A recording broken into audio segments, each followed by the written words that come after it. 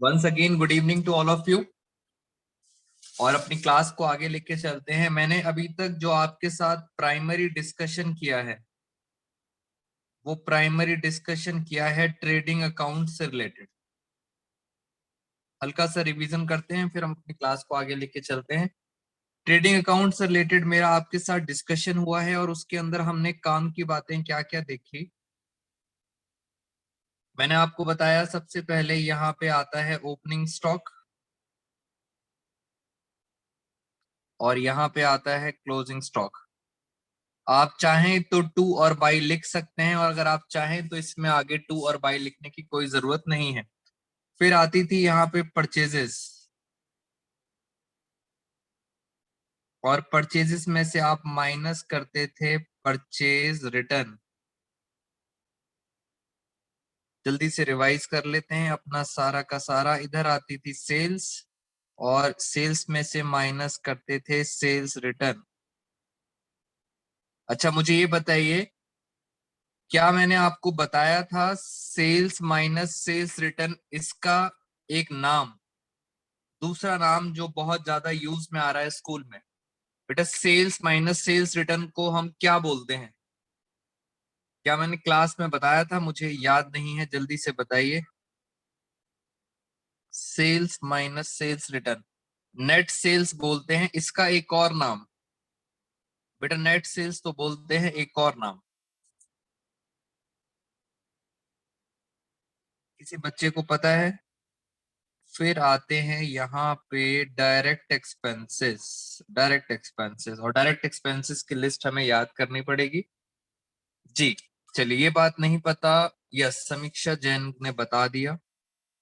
दोस्तों हमने आपके साथ डिस्कस किया था, जैसे मैं आपको बताता हूं, सबसे पहले होता है टोटल सेल।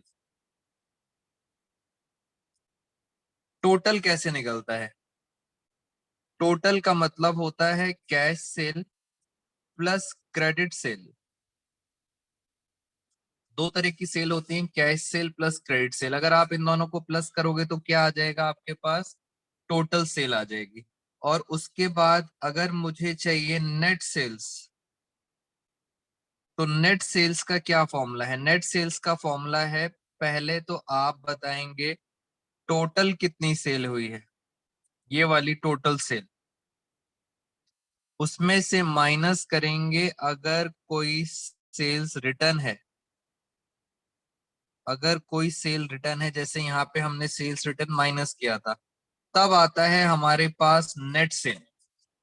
और नेट सेल का एक और नाम होता है जिसे कहते हैं RFO, रेवेन्यू फ्रॉम ऑपरेशन। जल्दी से बताइए, क्या मैंने आपको ये लास्ट क्लास में बताया था? नेट सेल का एक और नाम होता है रेवेन्यू फ्रॉम ऑपरेशन। दोस्तों क्या डिस्कस किया था हमने लास्ट क्लास में RFO के बारे में? यस, चलिए वेरी गुड। तो इतनी बात समझ आ गई, सारी मैंने आपको कहानी बता दी।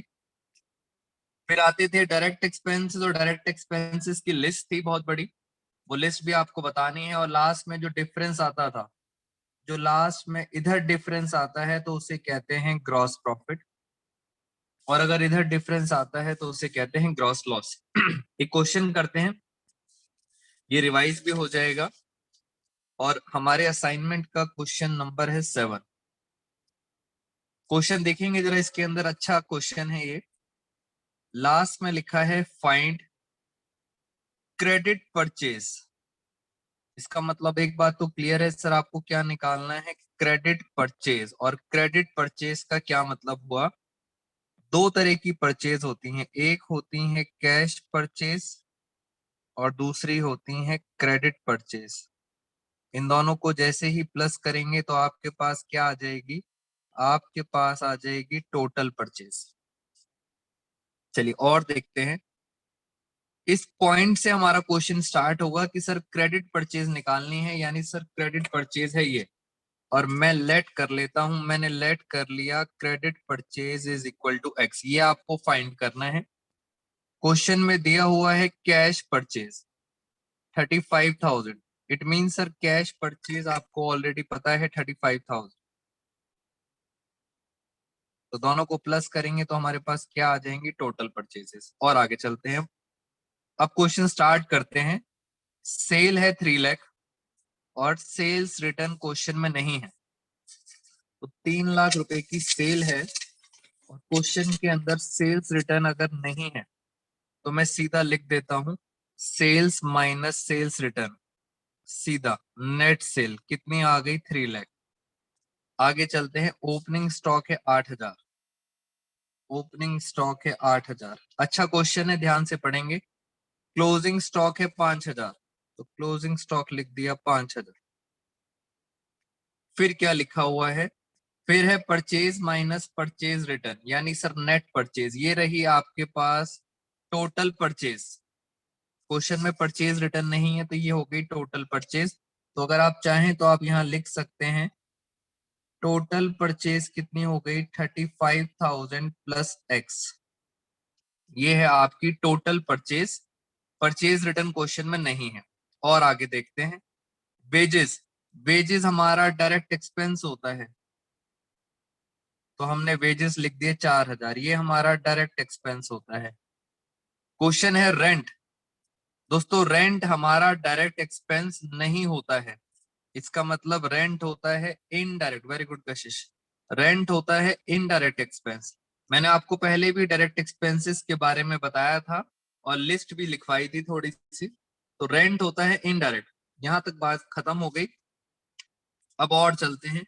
लास्ट पॉइंट, क्वेश्चन का लास्ट पॉइंट, ग्रॉस प्रॉफिट 25% किसका है, कॉस्ट का। ग्रॉस प्रॉफिट दिया है 25% ऑफ कॉस्ट, यानी सर ये जो ग्रॉस प्रॉफिट है ये 25% ऑफ कॉस्ट है। और सर अब कहानी खत्म। आपको दो चीजें निकालनी है, एक आपको निकालना है एक्स और एक आपको निकालना है ग्रॉस प्रॉफिट। मैंने आपको स्टार्टिंग में बताया था 1 2 3 4 5 6, 6 वेरिएबल्स हैं, कोई भी दो मिसिंग होंगे, यानी सर ये अच्छा क्वेश्चन है जहां पे दो मिसिंग है। अब आइए जरा मेरे साथ, अब हम जरा यहाँ पे क्वेश्चन को सॉल्व करते हैं। वर्किंग नोट, पहले तो इसको सॉल्व करते हैं। 25% ऑफ कॉस्ट, याद करो हमने सबसे पहले डिस्कस किया था, सबसे पहली क्लास में हमने डिस्कस किया था net sales minus cost is equal to gross profit. ये हमारी फर्स्ट क्लास थी। और ग्रॉस प्रॉफिट किसके ऊपर है, ग्रॉस प्रॉफिट है कॉस्ट के ऊपर। कॉस्ट पता नहीं इसलिए मैंने वाई मान लिया, कॉस्ट नहीं पता इसलिए वाई, और प्रॉफिट कितना है। अब दोस्तों सिर्फ मैथ्स है। 25% किसका, कॉस्ट का। कॉस्ट को माना था वाई, तो प्रॉफिट हो गया 25% ऑफ वाई। और क्या सेल आपको पता है, यस सेल है 3 लाख। चलिए अब तो मैथ्स का रोल स्टार्ट हो चुका है हमारे साथ। 3 लाख की सेल है और ये माइनस उधर जाके प्लस, इसे छोटा कर लेते हैं तो ये आ गया 1/4। वाई उधर जाके प्लस हो जाएगा, तो इधर कितना बचेगा, इधर बचेगा 3 लाख। दोस्तों मैथ्स पे ज्यादा ध्यान देना है आपको। 1 + 4 5y is equal to 3 lakh. और अब क्रॉस मल्टीप्लाई करेंगे, 4 ऊपर और 5 नीचे, 3 लाख 4 ऊपर और 5 नीचे, तो ये क्या आ गया y, कितना आ गया 5 6 जा, तो 6 4 जा 240। ये जो 240 है, वेरी गुड, ये 240 क्या है, ये है y। और y आपने क्या माना था, आपने y माना था कॉस्ट, COGS। अब मुझे प्रैक्टिकली बता दीजिए, मेरी कॉस्ट है 2,40,000, ये मेरी कॉस्ट है 2,40,000 और मैं बेच रहा हूं 3 लाख। दोस्तों याद करने की जरूरत नहीं, लॉजिकली पता लग जाएगा। 2,40,000 की कॉस्ट है, बेच रहा हूं 3 लाख में, तो जल्दी से बताइए प्रॉफिट कितना होगा फटाफट। अब आप सब मुझे चैट बॉक्स में बताएंगे। 240 का सामान अगर 3 लाख में सेल करता हूं, how much profit we will get. जल्दी से, मैं वेट कर रहा हूँ आप सब बच्चों का चैट बॉक्स पे। जल्दी से बताइए कितना मुझे प्रॉफिट हुआ, और इससे साफ पता लग गया सारे बच्चों का आंसर ठीक है। प्रॉफिट कितना हुआ दोस्तों? प्रॉफिट हो गया 60,000। सर एक चीज तो पता चल गई दोस्तों, फॉर्मूलेज आपको याद करने की जरूरत नहीं है। कभी भी पेपर में कोई क्वेश्चन आ जाए, try to prepare trading account. Trading account बनाने से सारे क्वेश्चन सॉल्व हो जाएंगे, अदरवाइज आपको फॉर्मूले याद करने पड़ेंगे। 60 पता चल गया, आप निकालना है एक्स। ये देखो इसका टोटल कितना आ रहा है? 3,05,000। और आपको पता है दोनों का टोटल बराबर आता है, तो ये भी कितना आएगा? 3,05,000। दोनों का टोटल बराबर। अब इन सबको प्लस करेंगे, अगर 1 2 3 4 5, इन सबको प्लस करेंगे तो कितना आना चाहिए? 3,05,000। बस ये निकालना है। तो मैं इन सबको प्लस करके कितना टोटल आना चाहिए? 3,05,000। मैं यहाँ पे सॉल्व करता हूँ। इन सबको प्लस करके मेरे पास आना चाहिए 3,05,000। आइए जरा सबको प्लस करते हैं वन बाय वन। 8,000, 8 और 4 ऐसे ऐसे कर लेते हैं। 8,000 plus 35,000 plus x plus 4,000 plus 60,000। बस इन सबको प्लस करेंगे, मुझे क्या निकालना है? एक्स। इन सबको 8 और 4 कितना होता है? 12,000। 12 और 60, 72, 72 और 35। जी फटाफट बताओ दोस्तों कितना हुआ? 72 और 35, ये हो गया 1,07,000। इधर आके माइनस हो जाएगा 1,07,000। तो इधर क्या बचा? इधर बचा एक्स। दोस्तों बताओ मुझे एक्स कितना बचा? जल्दी से बताइए एक्स कितना बचा। मैं इधर एक बार सॉल्व भी कर लेता हूँ। 3,05,000 198 बच्चे कह रहे हैं सर 198 बचा। Minus 8,000 minus 35,000 minus 64,000। तो ये आ गया आपके पास, एक्स आ गया 198। और एक्स को हमने क्या माना था? एक्स को माना था क्रेडिट परचेज। तो एट लास्ट पूरा क्वेश्चन सॉल्व होने के बाद आपके पास आ गई है क्रेडिट परचेज 1,98,000। दोस्तों इस तरह के क्वेश्चंस के चांसेस सबसे ज्यादा होते हैं पेपर में। हमेशा याद रखना, ट्रेडिंग अकाउंट ही आपकी हेल्प करेगा। 6 वेरिएबल हैं, एक मिसिंग होगा तो बहुत आसान है, कोई भी एक मिसिंग होगा तो आप निकाल सकते हो। बट जब दो दो मिसिंग होते हैं तब थोड़ा सा क्वेश्चन टेक्निकल हो जाता है, और इसी तरह के क्वेश्चंस के चांसेस ज्यादा हैं। जहां पे दो मिसिंग होते हैं आपको फॉर्मूले लगाने पड़ेंगे। तो ये हमारा पहला क्वेश्चन खत्म हो गया। जल्दी से बताइए एनी डाउट्स इन दिस, फिर मैं आपको अनम्यूट करूंगा। जल्दी से बताओ बेटा, Aditi, Hatim, Neel, Sakina, any doubts in this? बेटा बहुत अच्छा क्वेश्चन था असाइनमेंट का। इसके साथ साथ किसी बच्चे को कोई डाउट है? फिर हम इसके बाद बुक के क्वेश्चंस आपको होमवर्क में देंगे।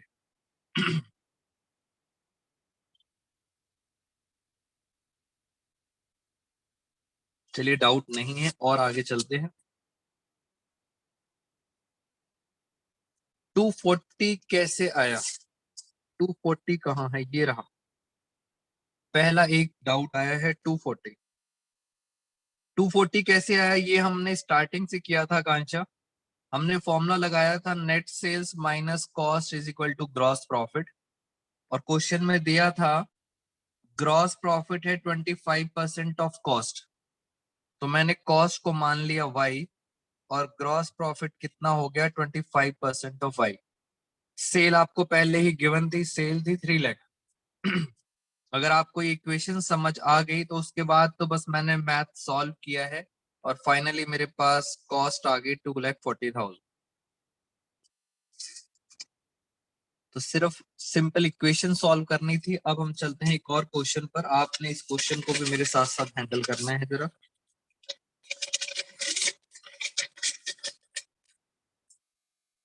अब हम चलेंगे आपके साथ क्वेश्चन नंबर 6। मैं कोशिश करूंगा मैं इस चैप्टर के ज्यादा से ज्यादा क्वेश्चंस आपको ट्राई करूं, because this is one of the highest weightage chapter. ज्यादा प्रैक्टिस करेंगे इस चैप्टर के अंदर। यहां लिखा है क्रेडिट सेल। जैसे ही आपको कैश सेल क्रेडिट सेल दिख जाती है, आप पहले ही समझ जाया करो कि यहाँ पे वो फॉर्मूला लगाना है, टोटल सेल। देखते ही पता लग जाता है कि सर फॉर्मूला क्या लगाना है, टोटल सेल। टोटल सेल का फॉर्मूला होता है cash cell plus credit sale. बस फॉर्मूला आ गया याद। अब देखते हैं क्रेडिट सेल कितनी है, 90,000। तो क्रेडिट सेल दे रखी है आपको 90,000। आगे वाली लैंग्वेज नॉर्मली स्टूडेंट्स को समझ नहीं आती है। ये जो क्रेडिट सेल है ये 3/4 ऑफ टोटल सेल है। दोस्तों ये जब हम ऑनलाइन क्लासेस या ऑफलाइन क्लासेस में डिस्कशन करते हैं तो बच्चों को ये बात नहीं समझ आती। क्रेडिट सेल जो 90,000 है वो 3/4 है टोटल सेल के। टोटल सेल का 3/4 90,000 है। यानी अगर मैं आपको बताऊं क्रेडिट सेल जो है, क्रेडिट सेल जो है वो 3/4 है। 3/4 ऑफ व्हाट? वो 3/4 है टोटल सेल के। ये लैंग्वेज ये कहना चाहती है क्रेडिट सेल जो है 3/4 किसका है, टोटल का। और क्रेडिट सेल आपको पता है, क्रेडिट सेल आपको पता है ये कितनी दे रखी है, 90,000। बस क्रॉस मल्टीप्लाई करें, 4 ऊपर 3 नीचे, तो फाइनली आपके पास क्या आ जाएगी, टोटल सेल। तो ये एक स्टार डाल देते हैं जहां पे बच्चे कंफ्यूज होते हैं। और अगर हम इसको सॉल्व करते हैं तो ये आएगा 1,20,000। क्या है ये, टोटल। अगर मैंने टोटल लिख दी, वेरी गुड कशिश सचदेवा, टोटल मैंने लिख दी 1,20,000, तो जल्दी से मुझे बताओ कैश सेल कितनी आएगी। टोटल 1,20 है, क्रेडिट है 90,000, तो कैश सेल कितनी आएगी, कैश सेल आएगी 30,000। Very good everyone. तो दोस्तों ये टोटल है। अब देखो क्या कोई सेल्स रिटर्न है, नहीं, ये सेल्स रिटर्न नहीं दे रखी, कोई बात नहीं, आगे चलते हैं। ग्रॉस प्रॉफिट 25% किसका है, कॉस्ट का। दोबारा समझ ले बेटा, अभी आकांक्षा आपको डाउट था, दोबारा समझ सकते हैं। प्रॉफिट 25% किसका है, कॉस्ट का। हमने दूसरा फॉर्मूला लगाया, हमारे पास दूसरा फॉर्मूला था net sales minus cost of goods sold is equal to gross profit. ये हमने पहला फॉर्मूला डिस्कशन किया। प्रॉफिट 25% किसका है, कॉस्ट का है। प्रॉफिट है कॉस्ट के ऊपर, और कॉस्ट नहीं पता। अगर कॉस्ट नहीं पता तो मैं इसे एक्स मान लूंगा और प्रॉफिट हो जाएगा 25% ऑफ एक्स। फाइनली सेल कितनी है, नेट सेल। नेट सेल मतलब total sales minus sales return. Sales return है नहीं, इसलिए मैंने नेट सेल ले ली 1,20,000। चलिए मैथ्स, अब मैथ स्टार्ट हो गया। इसको इसको फटाफट उधर ले जाते हैं। तो उधर ले जाने के बाद ये माइनस से उधर जाके प्लस हो जाएगा, तो ये हो जाएगा 125/100 एक्स, और यहाँ बचेगा 1,20,000। इसको छोटा कर लेते हैं, 5 और 4।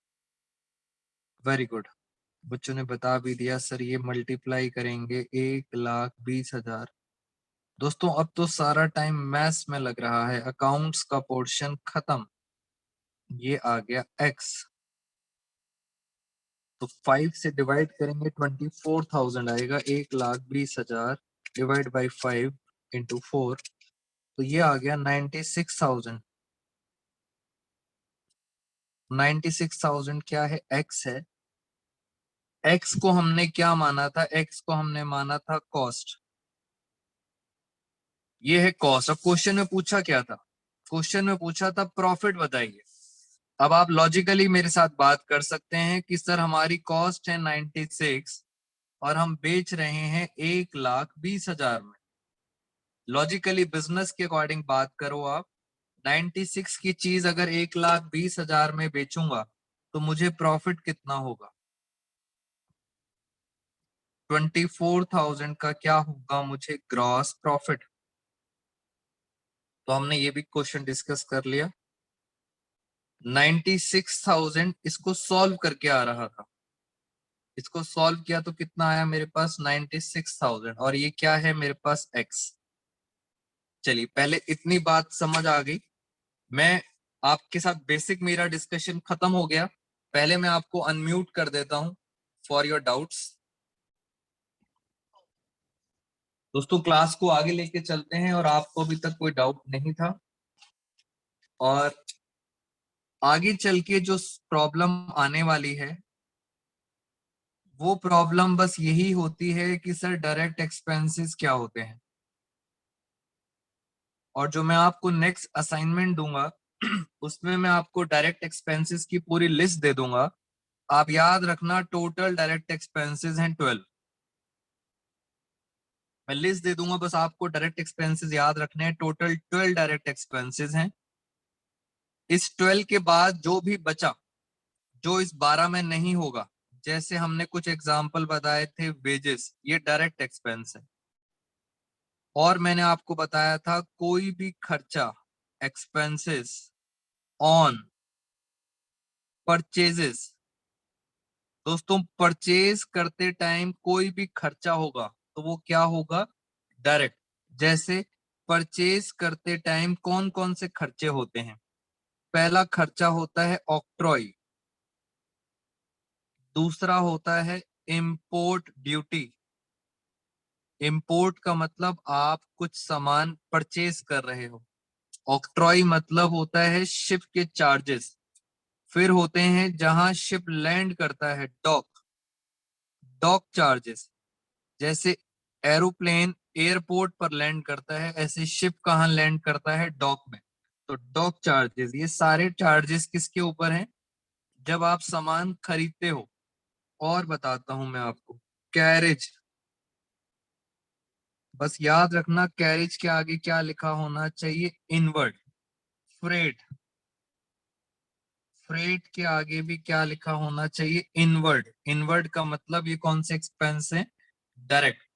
और इनके अलावा, इन 12 के अलावा जो भी बच गए उनको याद करने की जरूरत नहीं है।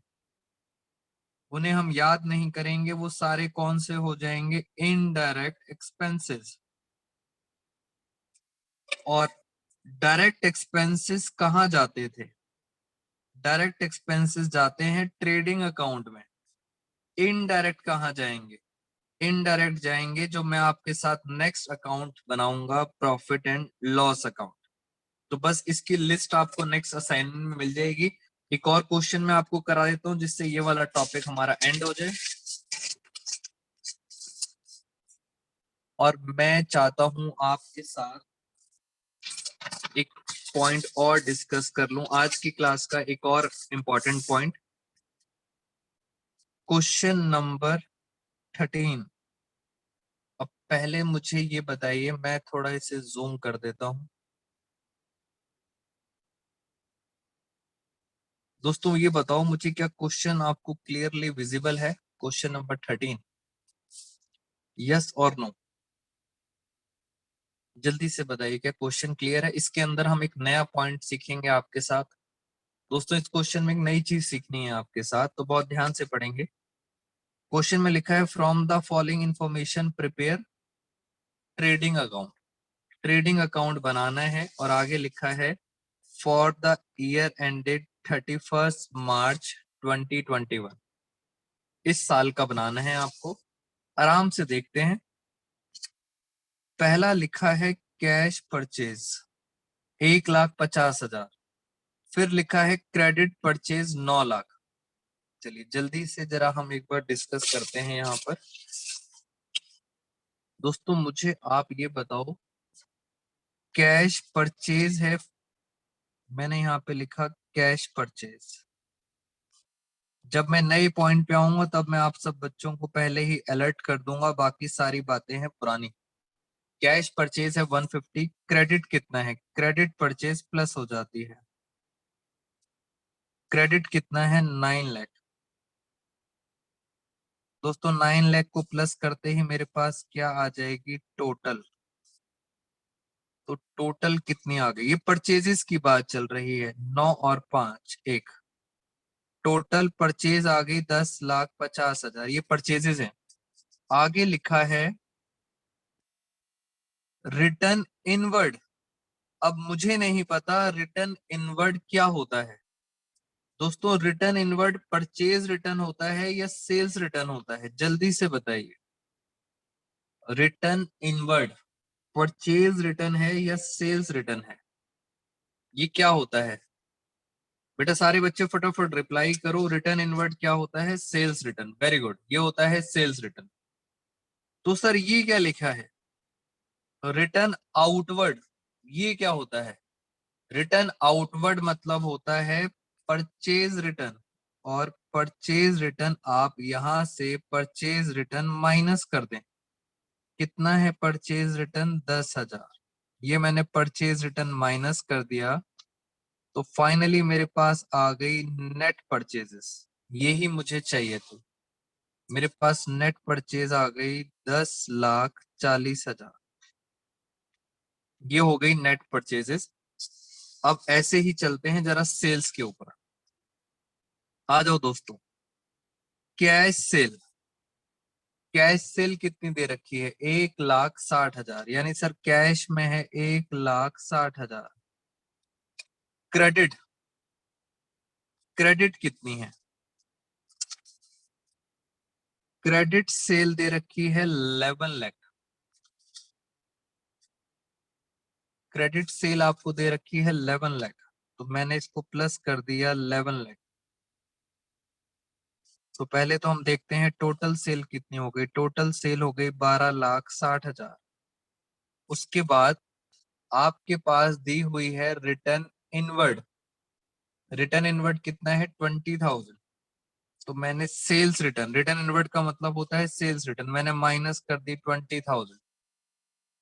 तो मेरे पास नेट सेल कितनी आ गई, नेट सेल, नेट सेल आ गई 12,40,000, ये मेरे पास आ गई नेट सेल। कुछ बातें तो हमें क्लियर हो गई हैं, अब और चलते हैं, मेन पॉइंट आने वाला है इसके अंदर। कैश परचेज हो गया, क्रेडिट परचेज हो गया, return inward, cash sales, credit sale. अब बचा है फ्रेट इनवर्ड। क्या कहते हो, फ्रेट इनवर्ड डायरेक्ट है या इनडायरेक्ट है, जल्दी से बताओ। फ्रेट इनवर्ड क्या है, डायरेक्ट एक्सपेंस। दोस्तों कैरेज इनवर्ड, कैरेज इनवर्ड भी क्या है, डायरेक्ट एक्सपेंसेस। वेजेस दिया हुआ है, वेजेस दिया हुआ है, वेजेस एंड सैलरी, जब भी वेजेस से स्टार्ट हो रहा है यानी वेजेस भी क्या हो गए, डायरेक्ट एक्सपेंस। तो तीन तीन है आपके सामने डायरेक्ट एक्सपेंस। फिर दिया हुआ है ओपनिंग स्टॉक 1,50,000। यहां तक तो सर सारी बातें सिंपल हैं, अगर हम चाहें तो हम यहीं पे बना देते हैं ट्रेडिंग अकाउंट। इस क्वेश्चन में सर फिर इंपॉर्टेंट पॉइंट क्या था, ये तो सारे पॉइंट्स हमें पता ही हैं, अब आएगा इंपॉर्टेंट पॉइंट। ये बनाया मैंने ट्रेडिंग अकाउंट, अब जरा स्पीड बढ़ा लेते हैं। यहाँ पे आता है ओपनिंग स्टॉक, यहाँ आता है क्लोजिंग स्टॉक, फिर आती है नेट परचेजेस, और यहाँ पे आती है नेट सेल्स, फिर आते हैं आपके पास डायरेक्ट एक्सपेंसेस। खत्म कहानी, ये थी हमारी सारी की सारी कहानी। तो आप चाहें तो आप यहाँ से लिख सकते हैं, नेट परचेज थी 10,40,000, नेट सेल थी 12,40,000, ये नेट सेल है। और देखते हैं इसके अंदर, ओपनिंग स्टॉक था दोस्तों 1.5 लाख, तो मैंने ओपनिंग स्टॉक लिख दिया 1,50,000। डायरेक्ट एक्सपेंसेस देखते हैं, 3 एक्सपेंसेस थे डायरेक्ट, 3,000 का फ्रेट था, 3,000 का कैरिज था, और वेजेस था 4,000, 3 3 6 और 4 10, तो ये हो गया 10,000। क्वेश्चन खत्म। लास्ट में जो भी डिफरेंस आता है उसे बोलते हैं ग्रॉस प्रॉफिट। अब सर लास्ट पॉइंट रह गया क्लोजिंग स्टॉक, जो आज की क्लास में आपने मेरे साथ समझना है क्लोजिंग स्टॉक क्या होता है। बहुत ध्यान से देखेंगे, इसके ऊपर क्वेश्चन कंफर्म आएगा और उसकी लैंग्वेज को आप मेरे साथ साथ जरा समझेंगे क्या लिखा हुआ है। लास्ट पॉइंट आज की क्लास का, क्लोजिंग स्टॉक 88,000 है कॉस्ट। क्लोजिंग स्टॉक की कॉस्ट है 88,000 और आगे लिखा है इट्स नेट रियलाइजेबल वैल्यू, मतलब मार्केट वैल्यू। मार्केट वैल्यू दे रखी है क्लोजिंग स्टॉक की 84,000। It mean sir closing stock के बारे में आपको दो चीजें दे रखी हैं। क्लोजिंग स्टॉक में एक दे रखा है कॉस्ट, कॉस्ट दे रखी है 88,000 और नेट रियलाइजेबल वैल्यू NRV यानी मार्केट वैल्यू, मार्केट वैल्यू दे रखी है 84,000। ये आपको दे रखी है, किसके बारे में डिस्कशन हो रहा है, क्लोजिंग स्टॉक। कॉस्ट भी दे रखी है, नेट रियलाइजेबल वैल्यू, दो वैल्यू दे रखी है। अब दिक्कत ये है 11th क्लास में क्लोजिंग स्टॉक की वैल्यू हम कौन सी लें, कॉस्ट लें या NRV लें। दिक्कत ये है आप सबके लिए और ये 1 मार्कर क्वेश्चन जरूर आएगा। वेरी गुड समीक्षा। दोस्तों ये 1 मार्कर क्वेश्चन जरूर आएगा पेपर में, हमेशा याद रखना। Which ever is lower, which ever is lower, जो भी इनमें से छोटा होगा। इनमें से कौन सा छोटा है, 84,000। तो जो भी इनमें से छोटा होगा वो आपको लेना है और वो आपसे पूछेंगे एग्जाम में रीजन भी बताओ। 84 तो आ गया, रीजन आपको बता देता हूं दोस्तों। रीजन होता है प्रूडेंस। हमने फर्स्ट चैप्टर में पढ़ा था थ्योरी के अंदर prudence concept. Prudence conservative, very good Aditya, conservative भी बोलते हैं इसको, कंजर्वेटिव। तो ये इसके पीछे रीजन है कि लोअर क्यों लिया जाता है। इतना दोस्तों 11th के लिए सफिशिएंट है आपके लिए। अदरवाइज जो सबसे इंपॉर्टेंट रीजन है वो रीजन आप पढ़ेंगे हायर क्लासेस के अंदर, अकाउंटिंग स्टैंडर्ड 2। अकाउंटिंग स्टैंडर्ड 2 होता है स्टॉक के ऊपर, वो बोलता है कि आपको लोअर लेना है। जब तक हम 11th क्लास में पढ़ रहे हैं, 11th क्लास में इतना आप सबके स्कूल के लिए सफिशिएंट है, इतनी नॉलेज। अदरवाइज हायर क्लासेस के अंदर किसकी रेफरेंस देते हैं हम, accounting standard 2, which ever is lower. तो ये वाला पॉइंट मुझे सिखाना था और इससे मुझे पता चल गया कि इसमें लोअर क्या है, लोअर है 84,000। तो अब जल्दी से इसका टोटल कर लेते हैं, 12 और ये 84, ये हो गया 13 लाख, कितना आ गया, 13,24,000, 13,24,000 आ गया। और यहाँ भी लिख देते हैं 13,24,000। जल्दी से देखते हैं हमारे पास, ये माइनस करते हैं, देखते हैं ग्रॉस प्रॉफिट कितना आ रहा है। 13,24,000 माइनस 1,50,000 माइनस 10,40,000 माइनस 10,000, ये आ रहा है दोस्तों 1,24,000। तो फाइनली आपका आंसर आ गया 1,24,000। और मैंने आपको इस पॉइंट में सिर्फ क्लोजिंग स्टॉक की वैल्यूएशन करना सिखाया है कि पेपर में क्लोजिंग स्टॉक किस अमाउंट में आएगा, विच एवर इज लोअर, जो भी लोअर है। और उसके पीछे रीजन क्या है, रीजन आपको पता लग चुका है, प्रूडेंस है और कंजर्वेटिव है। थोड़ा सा मैंने हायर क्लासेस के बारे में भी बता दिया आपको। अकाउंटिंग स्टैंडर्ड 2 बताता है क्लोजिंग स्टॉक के बारे में। तो ये असाइनमेंट में से दोस्तों सारे क्वेश्चंस मैंने आपको करा दिए हैं। क्वेश्चन 10 आपके लिए होमवर्क है, क्वेश्चन नंबर 11 आपके लिए होमवर्क है इस असाइनमेंट में। अब कुछ बच्चों की मैथ्स की क्लास है, तो क्लास दोस्तों यहीं ओवर कर देते हैं। आज की क्लास में इतना ही दोस्तों, thank you so much all of you. बाकी मिलेंगे आपके साथ नेक्स्ट क्लास में। Take care everyone.